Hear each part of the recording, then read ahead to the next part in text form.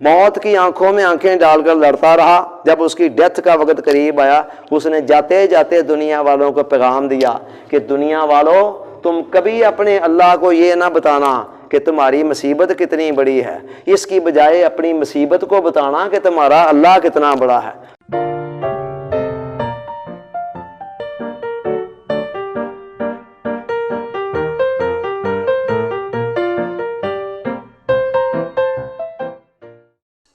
معزز شرکائے بزم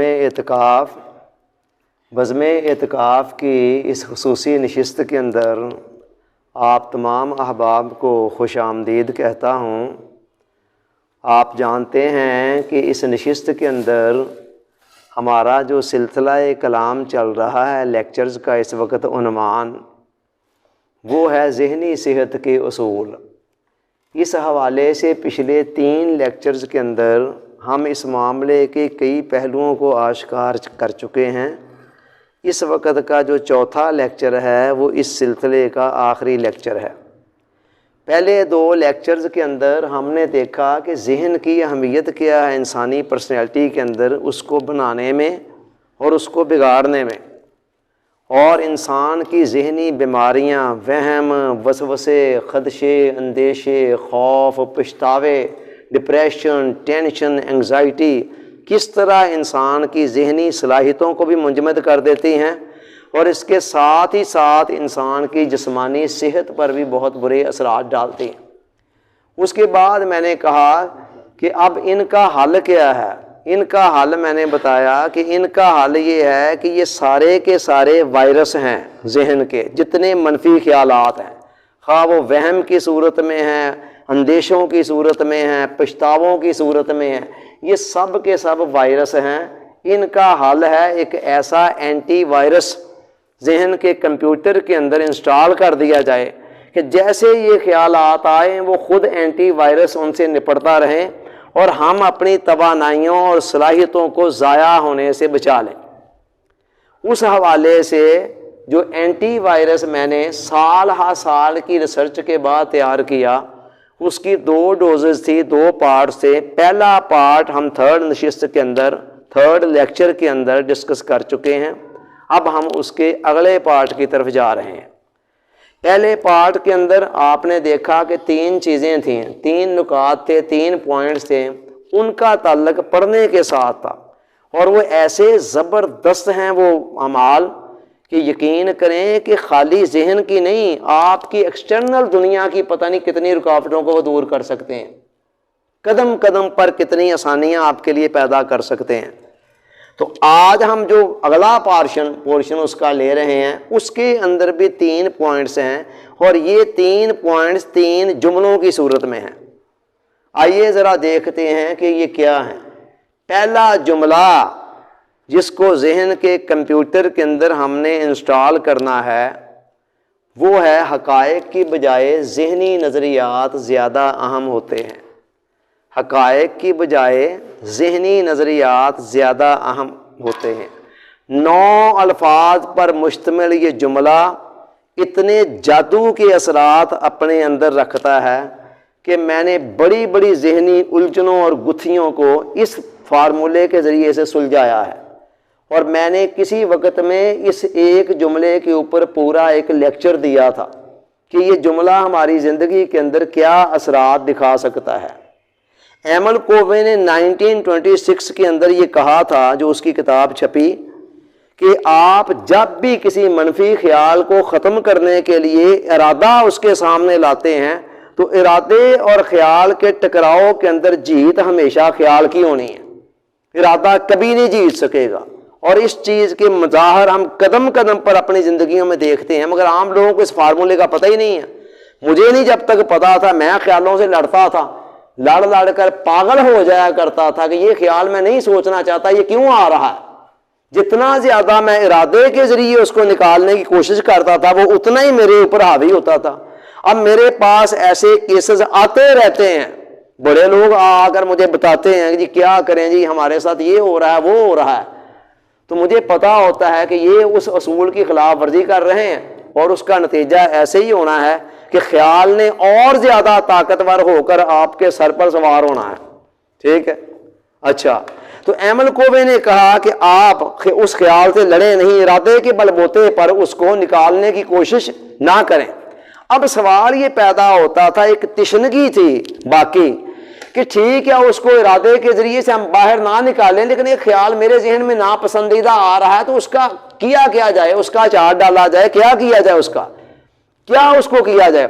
ایمل کووے نے اس کا جواب دیا کہ جب بھی یاس انگیز خیالات اس طرح کے آئیں نا ناپسندیدہ، آپ خاموشی کے ساتھ اپنا رخ کسی اور جانب موڑ دیں۔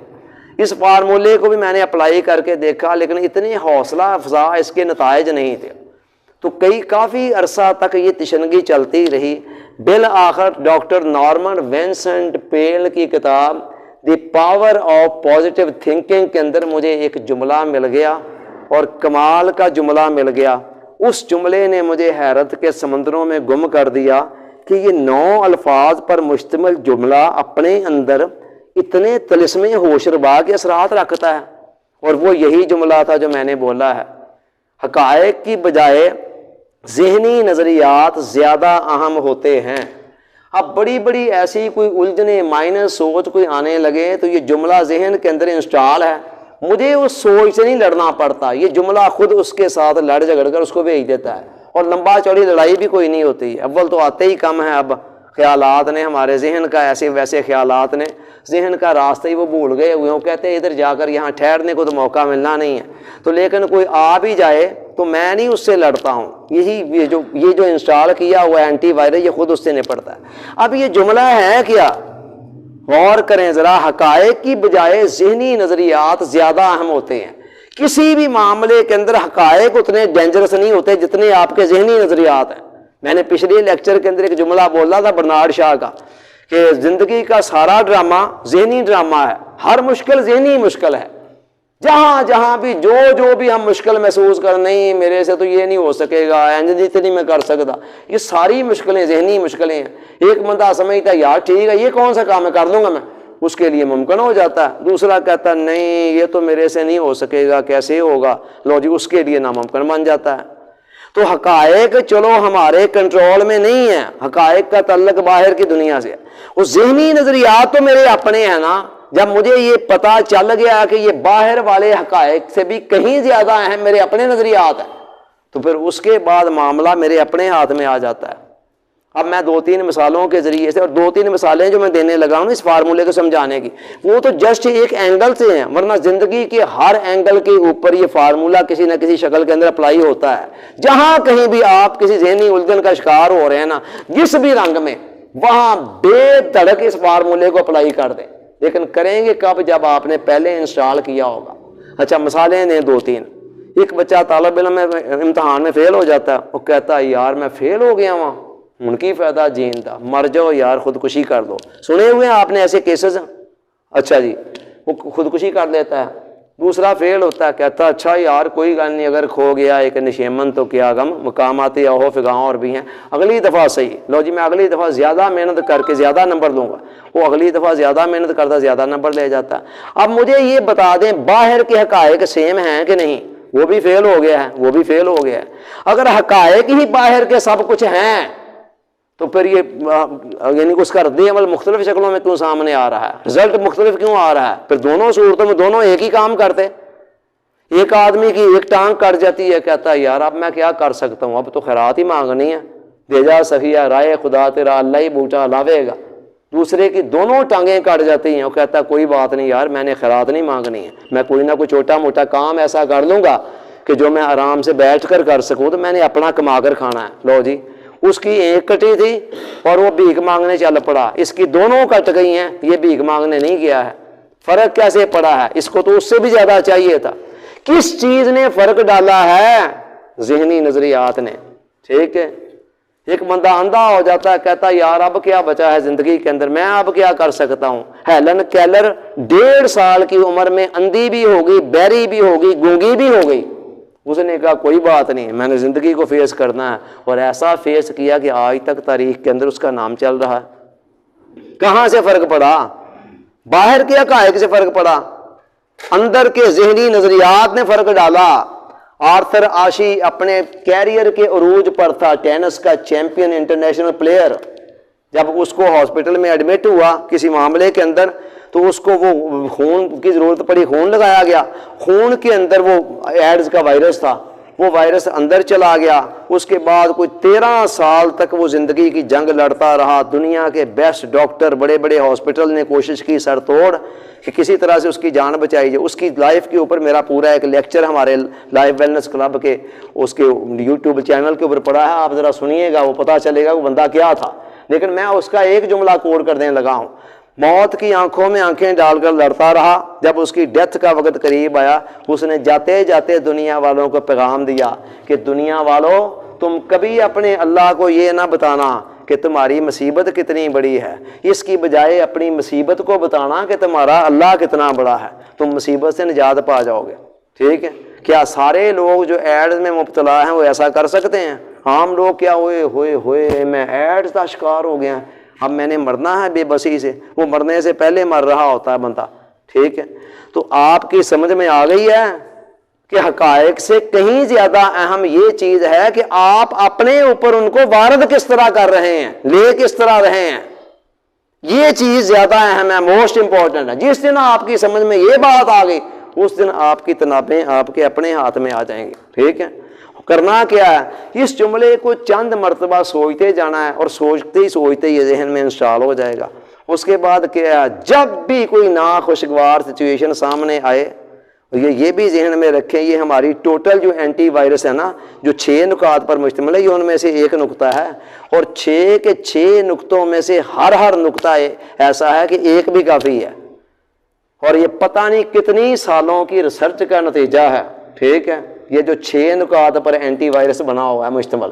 اچھا جی، تو جب اس کو ذہن میں انسٹال کر دیں، اس کے بعد جب بھی کوئی ایسا ناخوشگوار خیال آئے تو آپ نے کچھ نہیں کرنا، آپ صرف تماشا دیکھیں یہ خود ہوتا کیا ہے۔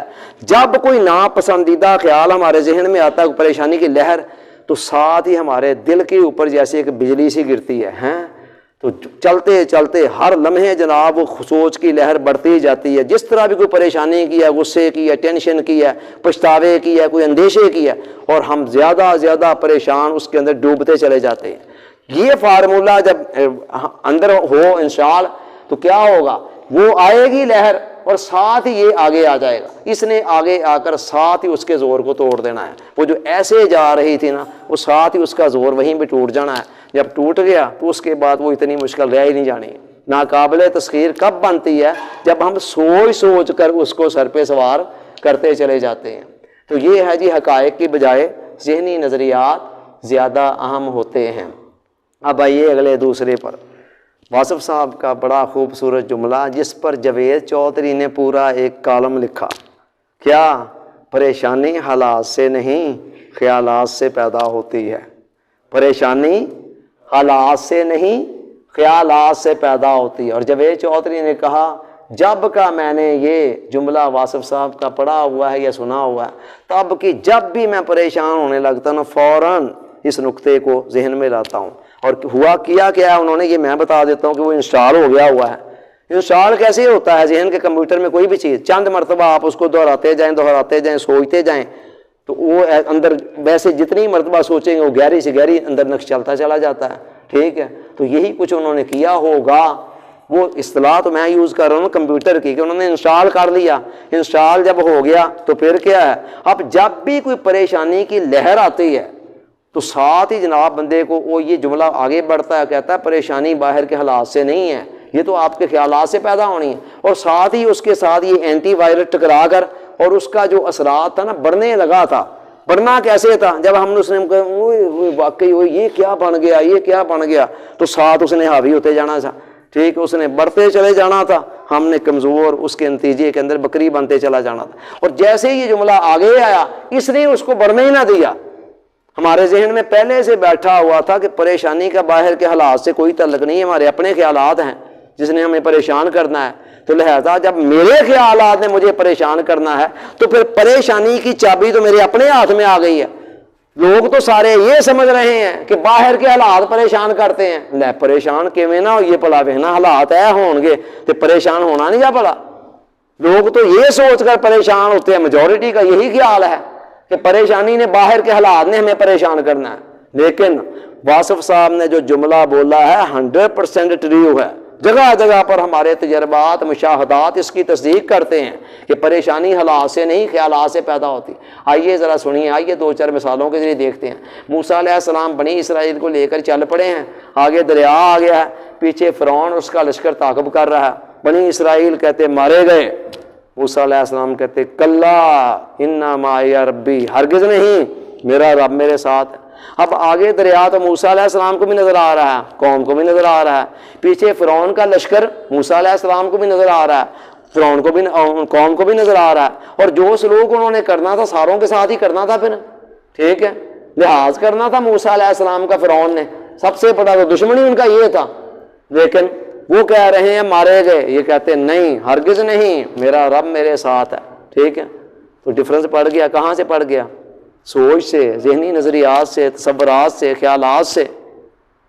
آگے چلیے، غار ثور ہے جس کے اندر حضور علیہ السلام ہجرت کی رات پناہ لی، ساتھ سیدنا ابوبکر صدیق رضی اللہ تعالیٰ عنہ ہیں، ٹھیک ہے۔ باہر سے جناب آ جاتے ہیں دشمن، ڈھونڈتا غار کے کنارے، سیدنا صدیق اکبر رضی اللہ تعالیٰ عنہ پریشان ہیں، مگر پریشان اپنے لیے نہیں ہیں، اپنے آپ کو تو اس طرح مٹائے ہوئے تھے کہ حضور علیہ السلام نے فرمایا من ارادہ ان ینظر الی المیت جو یمشی فی الارض فلینظر الی ابن ابی قحافہ، جس نے زمین کے اوپر چلتی پھرتی لاش دیکھنی ہو نا کہ مردہ چل رہا ہے، وہ میرے ابو بکر کو دیکھ لے۔ اپنی ہستی کو تو اس طرح مٹائے ہوئے تھے، پریشانی تھی حضور علیہ السلام کی۔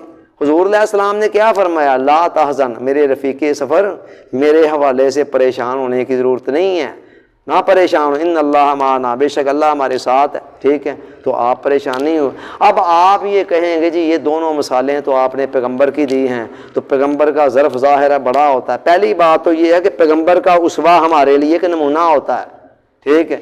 یہ بات کیا اگر جان نہیں چھڑانی چاہیے، لوگ چھڑا لیتے ہیں، نہیں جی نہیں وہ تو نبی تھے، ان کا تو مرتبہ ہی بڑا تھا۔ تو بابا پھر قرآن نے کیوں کہا لقد کان لکم فی رسول اللہ اسوۃ حسنہ، تمہارے لیے رسول کی زندگی نمونہ ہے؟ کیا یہ رسول کی زندگی کا حصہ نہیں ہے؟ ٹھیک ہے، چلیں بہرحال میں آپ کو نیچے اگر مثال دیتا ہوں، علامہ شبلی نعمانی کا نام تو آپ نے سنا ہوا ہے نا، وہ انہوں نے اپنے سفر نامے میں لکھا کہ ایک سفر کے اندر اس زمانے میں بحری جہاز ہوتے تھے، کئی مہینے یا ہفتے لگ جاتے تھے جانے آنے کے اندر، آرام سے چلا کرتے تھے، پوری رہائش کا سارا بندوبست ان کے اندر ہی ہوتا تھا۔ کہتے ایک دن میں سو کر اٹھا صبح تو میں نے دیکھا کہ جہاز آہستہ آہستہ چل رہا ہے اور پریشانی ہر طرف، لوگ افراتفری سی ہے، کیپٹن بھی اس کا عملہ بھی سارے گھبرائے ہوئے ہیں۔ میں نے پوچھا کیا ہوا؟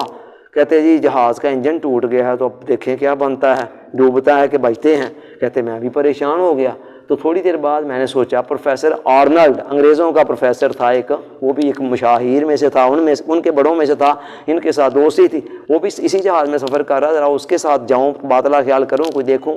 گیا تو وہ کہتے بڑے آرام کے ساتھ بیٹھ کر نا کتاب پڑھ رہے ہیں، اور میں نے ان کو کہا کہ یہ موقع ہے کتاب پڑھنے کا، کچھ پتہ ہے آپ کو کیا ہوا؟ کہتے ہاں سنا ہے کہ کوئی جہاز کا انجن مطلب یعنی کہ نا وہ خراب ہو گیا ہے یا ٹوٹ گیا ہے۔ تو کہتے پھر آپ اتنے آرام سے کتاب پڑھ رہے ہیں؟ کہتے دیکھیں میں کیا کر سکتا ہوں وہاں پر، ٹھیک ہے، جو کر سکتے ہیں وہ کر رہے ہیں، ہو گیا تو ٹھیک ہے، نہ ہوا اگر مرنا ہی ہے تو مرنے سے پہلے یہ جو چند منٹ ملے ہوئے ہیں اس میں کوئی نہ کوئی مطالعہ کرے، کوئی نہ کوئی نئی بات سیکھ لی جائے۔ علامہ شبلی نعمانی کہتے ہیں میں حیران رہ گیا کہ یہ سوچ تو مجھے سوچنی چاہیے تھی اور یہ وہ انگریز سوچ رہا ہے، ٹھیک ہے۔ غور کریں، پتہ چل رہا ہے کہ پریشانی حالات سے نہیں خیالات سے پیدا ہوتی ہے، ٹھیک ہے۔ وہ انگریز ہے پروفیسر آرنلڈ، وہ کہتا ہے چلو اگر ماری جانا ہے تو جتنا کہ ٹائم ملا ہے 5 10 15 20 منٹ اتنے کو کوئی یوز کر کے کوئی نئی بات سیکھی جائے۔ تو آپ سمجھ آ رہی ہے کہ یہ پریشانی حالات سے قطعاً نہیں خیالات سے پیدا ہوتی ہے۔ ایک بچہ جناب کپ توڑ دیتا ہے، والا سر پکڑ کر بیٹھ جاتا ہے، کہتا اوئے ہوئے نواں سیٹ سیگا تو یار ایک ٹوٹ گیا، خراب ہو گیا۔ دوسرے کا بچہ توڑتا، وہ کہتے دیکھو یار کیسی صفائی کے ساتھ بچے نے توڑا ہے، ٹھیک ہے۔ تو کپ تو دونوں جگہ پر ٹوٹا ہے، لیکن دونوں صورتوں کے اندر آپ دیکھ لیں ڈفرنس پڑ گیا۔ تو ذہن میں رکھیں کہ پریشان کبھی بھی ہمیں باہر کے حالات نہیں کر سکتے ہیں، جب بھی ہم نے پریشان ہونا ہے اپنے خیالات کے ہاتھوں ہونا ہے۔ اگر آپ اپنے خیالات کو مینج کرنے میں کامیاب ہو جاتے ہیں تو آپ پریشانیوں والے موقعوں پر بھی پریشانی سے بچ جائیں گے۔ اور خیالات کو مینج کرنے کے تو سارے فارمولے آپ کو بتا رہے ہیں کہ ذہن کے کمپیوٹر کے اندر اینٹی وائرس کون کون سا ڈال۔ اب اگلا کویشچن یہ ہے کہ ٹھیک ہے جی یہ دونوں جملے تو بڑے کمال کے ہیں، مگر سوال یہ پیدا ہوتا ہے کل کو مجھے کوئی عدالت میں پیش ہونا ہے، وہاں مجھے ڈر لگا ہوا تھا یار کیا بنے گا کیا ہوگا، جج اگر یہ سوال کر دے تو اس کا کیا جواب ہوگا وغیرہ وغیرہ۔ تو میں نے تو یہ دونوں فارمولے اپلائی کر کے یہ دونوں اپنے آپ کو سیٹسفائی تو کر لیا، لیکن وہ آنے والے کل میں ایک حقیقت تو پڑی ہوئی ہے، اس کا کیا بننا کیا ہے؟ کیا میرے کبوتر کی طرح آنکھیں بند کرنے سے بلی نے چلے جانا ہے؟ تو یہ لیجئے جناب اس کا جواب، تیسرا جملہ نوٹ کریں، لا حول ولا قوت الا باللہ۔ حضور علیہ السلام نے فرمایا یہ جنت کے خزانوں میں سے ایک خزانہ ہے، اور فرمایا 99 بیماریوں کی شفا ہے اس ایک جملے میں، ان 99 میں سے ایک ہے غم، پریشانی، ٹینشن، انگزائٹی، ٹھیک ہے۔ اور صوفی برکت علی صاحب رحمۃ اللہ علیہ نے فرمایا کہ لا حول ولا قوت الا باللہ کہہ اور ہر خوف سے بے خوف رہ، لا حول ولا قوت الا باللہ کہہ اور ہر خوف سے بے خوف رہ۔ اور صوفی برکت علی صاحب رحمۃ اللہ علیہ کا ایک قول ہے کہ لا حول ولا قوت الا باللہ معرفت کی ابتدا اور یہی کلمہ معرفت کی انتہا ہے۔ کہتے ہیں یہاں سے معرفت کا، اللہ کی پہچان کا سفر شروع ہوتا ہے اور اسی کلمے پر جا کر ختم ہو جاتا ہے۔ اب ذرا دیکھیں تو صحیح یہ ہے کیا؟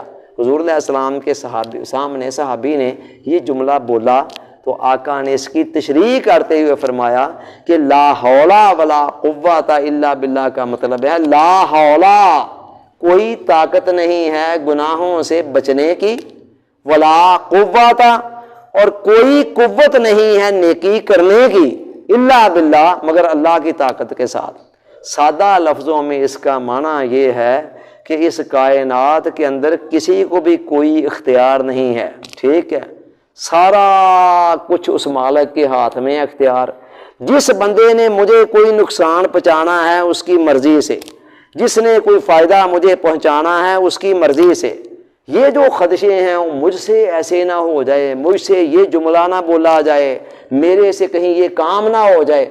جس بندے کے ذہن میں لا حول ولا قوت الا باللہ ہے وہ کہے گا ٹھیک ہے جو ہونا ہے اللہ کی مرضی سے ہونا ہے۔ جس کے ذہن میں یہ خدشے ہیں یار فلانا میرے ساتھ ایسے نہ کر دے، ٹمکانا میرے ساتھ ایسے نہ کر دے، اس کا مطلب یہ ہے اس نے لا حول ولا قوت الا باللہ کو جانا ہی نہیں ہے۔ پڑھا پتہ نہیں چاہے زندگی میں کتنی مرتبہ ہو لیکن اس نے سمجھا کوئی نہیں ہے۔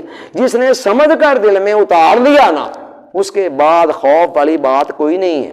علامہ نے کہا ہر کے رمز مصطفیٰ فہمیدہ است، شرک را در خوف مضمر دیدہ است۔ جس نے دین کی ایمان کی رمز کو پا لیا نا وہ اس بات کو بھی جان گیا کہ شرک سوائے اس کی اور کسی چیز کا نام نہیں کہ اللہ کے علاوہ کسی اور سے ڈرا جائے، ٹھیک ہے، اللہ کے علاوہ کسی اور سے ڈرنا کہتے ہیں یہی شرک ہے۔ بتوں سے تجھے امیدیں اور خدا سے نا امیدی، مجھے بتا تو صحیح اور کافری کیا ہے، ٹھیک ہے۔ علامہ کا ہی شعر ہے، وہ کہتے ہیں کہ خدائے لم یزل کا دستے قدرت تو زباں تو ہے، یقین پیدا کر اے غافل کہ مغلوب گمان تو ہے۔ تو اپنے گمان کے ہاتھوں مغلوب ہوا ہو، جس کو میں وائرس کہہ رہا ہوں۔ وائرس آتا ہے اس کے سامنے ہم چاروں شانے چت گر جاتے ہیں، ٹھیک ہے، اس سے لڑتے جھگڑتے ہیں، مقابلہ کرتے ہیں، کوشش کرتے ہیں اس کو باہر نکالنے کو، نہیں نکلتا ہے وہ۔ خون ہمارا خشک ہو رہا ہوتا ہے، جل رہا ہوتا ہے، ہم کمزور ہو رہے ہوتے ہیں جسمانی طور پر، ذہنی صلاحیتیں زنگ آلود ہو رہی ہوتی ہیں، منجمد ہو رہی ہوتی ہیں، کریٹیوٹی ختم ہو رہی ہوتی ہے، تخلیقیت کہاں سے آئے، آئیڈیاز کہاں سے آئے جب ذہن کے اندر اس طرح کی جنگ چھڑی ہوئی ہو۔ تو علامہ نے کہا یقین پیدا کر اے غافل کہ مغلوب گماں تو ہے۔ بڑے سال پہلے جب میں نے علامہ کا یہ پڑھا نا تو میں نے سوچا اچھا یقین کہاں سے آئے، کون سی چیز ہو جو بندے میں یقین پیدا کر دے۔ چلتے چلتے چلتے چلتے اس جملے پر ہی میری نظر ٹکی، لا حول ولا قوت الا باللہ، کہ یہ یقین کا سرچشمہ ہے کہ پوری کائنات کے اندر میرے ساتھ جس نے بھی جو کرنا ہے، جو ماضی میں کیا، جو ہونا ہے، سارا کچھ اللہ کی مرضی منشا سے ہونا ہے۔ اور اللہ تو وہی ہے نا، وہ جو اسی ویکسینیشن کا جو پہلا حصہ جس کے ساتھ میں پہلے ہی تعلق بنا چکا ہوں، اس کو پہلے کیوں رکھا ہے ان 3 جملوں کو؟ وہ جو 3 ذکر بتائے ہیں کیوں بتائے ہیں؟ اس لیے کہ وہ خدا پر آپ کا زبردست اعتماد قائم کر دے گا۔ وہ 3 جملے کو معمولی ہیں، ایٹم بم ہیں وہ جو آپ کو بتائے گئے ہیں پہلے اس سے تیسرے لیکچر کے اندر، تو وہ خدا تو وہی ہے۔ اب یہاں آ کر جب مجھے پتا چلا لا حول ولا قوت الا باللہ، کائنات میں سب کچھ اللہ کی مرضی سے ہونا ہے، اس کے بغیر نہ مجھے کوئی نقصان پہنچا سکتا ہے، نہ نفع، نہ کوئی اور مجھے کچھ ہو سکتا ہے، تو اللہ تو وہی ہے جس کے ذریعے جس کے ساتھ میں نے ان 3 جملوں کے ذریعے، وہ 3 ذکروں کے ذریعے بنا لی ہوئی ہے، تو وہ تو میرا ہے۔ اب ٹھیک ہے، اللہ خیر تھا، جیسی مرضی سچویشن آ جائے، جہاں مرضی جو مرضی حالات آ جائیں، ستے ہی خیران ہے، ایسے مطمئن ہو جائیں گے، ایسے مطمئن ہو جائیں گے کہ زندگی گزارنے کا مزہ آ جائے گا۔ یہ زندگی ہے کوئی جو خوفوں کے اندر، وسوسوں کے اندر، اندیشوں کے اندر گزر رہی ہے؟ زندگی ہے یا کوئی طوفان ہے؟ ہم تو اس جینے کے ہاتھوں مر چلے، کبھی ماضی کے پچھتاوے ہیں جو ڈس رہے ہیں، کہیں مستقبل کے اندیشے ہیں جنہوں نے ہماری گردن دبوچی ہوئی ہے، وہ کل کیا ہوگا، پرسوں کیا ہوگا، فلاں معاملے میں کیا ہوگا، ٹمکا معاملے میں کیا ہوگا۔ باعزید بستامی رحمۃ اللہ علیہ نے ایک امام کے پیچھے نماز پڑھی تو امام صاحب نے پوچھ لیا، حضرت آپ اکثر ویسے ہی نظر آتے ہیں، کوئی آپ نے کوئی کام شام آپ کہیں کرتے نظر نہیں آتے ہیں، تو یہ کیا آپ کرتے کیا ہیں، رزق کہاں سے کھاتے ہیں، کیسے؟ باعزید بستامی رحمۃ اللہ نے فرمایا ٹھہر جائیں، پہلے مجھے ذرا اپنی یہ نماز لوٹا لینے دیں، دوبارہ پڑھ دینے دیں، پھر آپ کے سوال کا جواب دیتا ہوں۔ جس امام کو اتنا ہی نہیں پتہ ہے کہ رزق آتا کہاں سے ہے، اس کے پیچھے نماز بڑا ہو جاتی ہے، ٹھیک ہے؟ تو مطلب کیا؟ یہی باعزید بستامی فرماتے ہیں کہ اگر ساری مخلوق کو میری فیملی بنا دیا جائے، ہم اس وقت مثلا آج باعزید بستامی اگر ہوں نا، یہ جملہ بول رہے ہوں، تو ان کا مطلب جو 7 ارب ہے نا ساری دنیا کے اندر، سارے ہی 7 ارب کہہ دیا جائے کہ یہ تیری فیملی ہے، ابھی ان کو تو نے پالنا ہے۔ زمین کو تانبے کا بنا دیا جائے، تانبے والی زمین سے کوئی فصل اگلے گی، اور آسمان سے بارش کا قطرہ بھی نازل نہ ہو، بارش کا قطرے کے بغیر بھی فصل نہیں اگ سکتی ہے، زمین اگر تانبے کی ہے تب بھی کچھ نہیں اگ سکتا ہے۔ کہتے ہیں تب بھی مجھے ایک لمحے کے لیے بھی فکر نہیں ہوگا کہ یہ 7 ارب جو میری فیملی ہے، اس نے شام کا کھانا کہاں سے کھانا ہے، ٹھیک ہے؟ یہ کہاں سے آتا ہے یہ یقین؟ یہ جملہ یہ باعزید بستامی رحمۃ اللہ علیہ نے اندر انسٹال کیا ہوا تھا، جو ہم آپ کو بھی مشورہ دے رہے ہیں کہ انسٹال کر لیں۔ لو جی، 3 یہ اور 3 وہ، موجیں کریں، عیش کریں انشاءاللہ، اور زندگی کو انجوائے کر کے دیکھیں، بس ان کو انسٹال کر لیں، ٹھیک ہے؟ اور اس کے ساتھ ساتھ یہ اس نے تو اپنے کام دکھانے ہی دکھانے ہیں، اللہ نے چاہا تو یہ ساری چیزیں وہ ہیں جو تجربات کی کسوٹی میں سے گزر کر، پرکھ کر، سب کچھ آزما کر پھر آپ کے سامنے رکھ رہا ہوں، ٹھیک ہے؟ اچھا، تو اس کے ساتھ اگر کہیں 3 چھوٹے چھوٹے کام آپ اور کر لینا تو زندگی بڑی خوشگوار ہو جائے۔ نمبر 1، وہ جو صحت کے اصول بتائے ہیں نا میں نے 3، ان کو کہیں اپنا لیں۔ جسم آپ کا کوئی پھلے پھولے، کوئی خوش باش ہو۔ پھلنے پھولنے سے مراد پلوان بننا نہیں ہے، پھلنے پھولنے سے مراد یہ ہے کہ جگہ جگہ پر کمزوریوں کا شکار نہ ہو، ٹھیک ہے؟ دردیں، کہیں یہ درد ہے، کہیں وہ درد ہے، کہیں یہ مسئلہ، کہیں شوگر آ گئی، کہیں وہ آ گئی، فلاں آ گئی، ٹمکا آ گئی، مطلب جسم اچھا رہے۔ وہ 3 اصولوں کے ذریعے سے جسمانی صحت بہت اچھی ہوگی، اور اس کے آگے ذہنی اور روحانی صحت پر بھی بڑے اچھے اثرات پڑیں گے۔ ایک تو وہ۔ نمبر 2 یہ ہے کہ فطرت کے اصولوں کو سمجھنے کے لیے کچھ وقت نکالیں۔ اتنا مزہ ہے نا ان اصولوں کو پڑھنے، ان میں غور و فکر کرنے، کہ کسی اور کام میں ہمیں تو یہ مزہ ہی نہیں ہے، اسی لیے تو سارے کام چھوڑ چھاڑ کر یہی کام شروع کر رکھا ہے۔ اس کاروبار میں مزہ ہی اتنا ہے۔ فطرت کے اصولوں کو جیسے جیسے آپ پر آشکار ہوتے چلے جائیں گے نا، ویسے ویسے آپ خوفوں سے، خدشوں سے باہر آتے چلے جائیں گے۔ برتر از اندیشہ سودوز یہاں ہے زندگی، ہے کبھی جہاں کبھی تسلیم جہاں ہے زندگی۔ زندگی سودوز یہاں کے اندیشوں سے بہت اوپر ہو جائے گی۔ ہر واقعہ جو آپ کے سامنے ہو رہا ہوگا، اس کی بیک میں آپ کو کچھ نہ کوئی نظر آ رہا ہوگا، پیچھے خدا نظر آ رہا ہوگا، خدا کی حکمتیں نظر آ رہی۔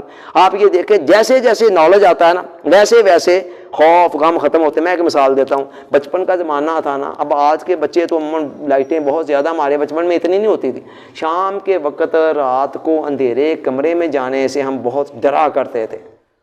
تجربہ ہے نا بڑوں کو یہ تھوڑا سا، ٹھیک ہے؟ اب آپ کے بڑے کوئی نہیں ڈرتے تھے، جب آپ بڑے ہوئے ہیں اب آپ بھی نہیں ڈرتے ہیں۔ ڈرتے کیوں نہیں ہے؟ بچہ کیوں ڈرتا ہے؟ آج بھی کسی بچے کو آپ 5-6 سال کے بچے کو ہیں دے کمرے میں رات کے وقت جائے لائٹ نہ چل رہی جا کر دکھائے، وجہ کیا ہے، فرق کیا ہے؟ حالانکہ وہاں اگر کوئی بلا بیٹھی ہے، اس نے اگر اس کو نقصان پہنچانا تو آپ کو بھی پہنچا دینا ہے۔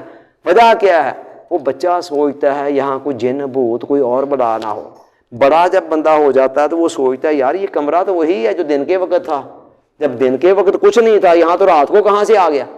سمجھ آ گئی بات کی؟ نالج ہے نا۔ ڈاکٹر اظہر وحید صاحب کا بڑا خوبصورت جملہ ہے کہ خوف ادھورے علم کی سزا ہے، ٹھیک ہے؟ جہاں بھی کوئی خوف ہے نا، اس کے اندر پیچھے کہیں نہ کہیں کوئی علم کا ادھورا پن ہے، کوئی تشنگی ہے۔ دوسرا کام یہ کریں، اور تیسرا کام کہیں زندگی کو فطرت کے دائرے کے اندر، فطرت کے اصولوں کے ساتھ ہم آہنگ کرتے ہوئے کرنے کی کوشش کریں، اور زندگی اتنی خوشگوار ہو جائے گی کہ مرنے سے پہلے ہی انشاءاللہ جنت کے مزے آپ یہاں پر ہی لینے شروع کر دیں گے کہ اگر فطرت کے دائروں کے ساتھ، فطرت کی جنگ لڑ کے ہم جو زندگی گزار رہے ہیں نا، یہ زندگی بے شمار ٹینشنوں پریشانیوں کو باعث ہے۔ تو یہ 3 کام بھی اگر کر دیں تو سونے پہ سہاگا ہے، نہ بھی کریں تو کم از کم وہ جو ویکسینیشن آپ کو دے دی ہے یا وہ اینٹی وائرس دے دیا، اس نے اپنا کام دکھانا ہی دکھانا ہے انشاءاللہ، اللہ نے چاہا۔ اللہ تعالیٰ سوچنے سمجھنے یاد رکھنے عمل کی توفیق عطا فرمائے، آمین۔